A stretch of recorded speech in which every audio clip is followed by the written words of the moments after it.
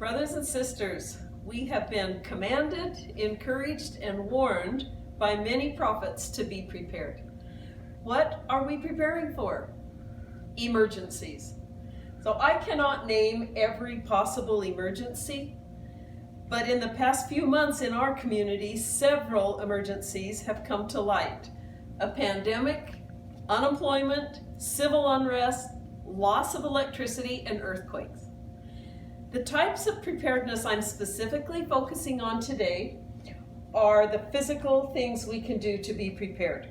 It's actually very easy to do on a daily basis, and a person can see results quickly. Not only will you become better prepared with goods, you will also be better prepared in your ability to be obedient, in your ability to follow the prophet, and live without fear in the coming days. So number one is to make a plan with your family.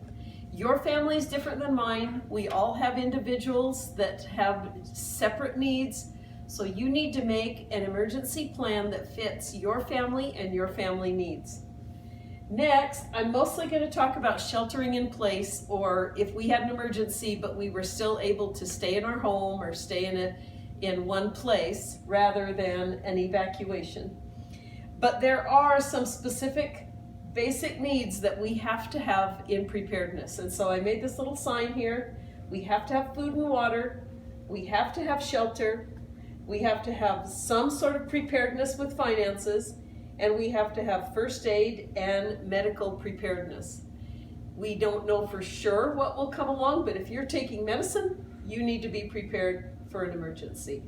And we definitely can't live without food and water. Shelter includes clothing and blankets and being prepared for any season of the year.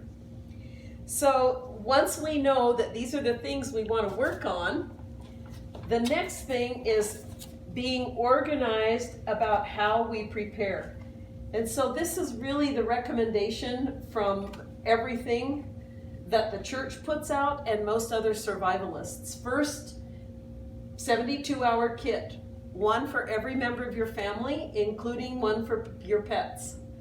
Second is a 2-week supply, and then you would just increase that by 2 weeks, 2 weeks, 2 weeks until you get a 3-month supply. And the final is 1 year supply, which might include some things that you don't use quite as often. But we want to put in our supply the things we will use, the things that will fit for our family. So the key is to start today. Continue each day, a little bit each day or each week with something more. Even if it's just add 1 more bottle of water to your 72-hour kit, or buy 1 or 2 more cans of chili or packages of mac and cheese or things like that that you could save, still use, but would increase your storage. So I will post ideas and links on this Facebook page to go along with this. And it will also be put eventually on our stake website so that you can go to the links. But in addition, there are many resources on lds.org already there for us, already prepared for us. And there are other reputable sites that you can and should access to help you improve in your plans for preparedness and your ability to prepare. So a good place to start right now is to make a list of what you have noticed in the last 4 months. You've just lived through several different types of emergencies that we should be prepared for, so make a list. What did you have? What did you not have that you needed? And go back to that list. Add to it. Cross off when you get the articles and the things that you need that can help you with your 72-hour kit or your 2 weeks or your 3 months. Get started, keep going, keep refining and processing all of the items that you're working on, and good luck. I pray for your success in being better prepared.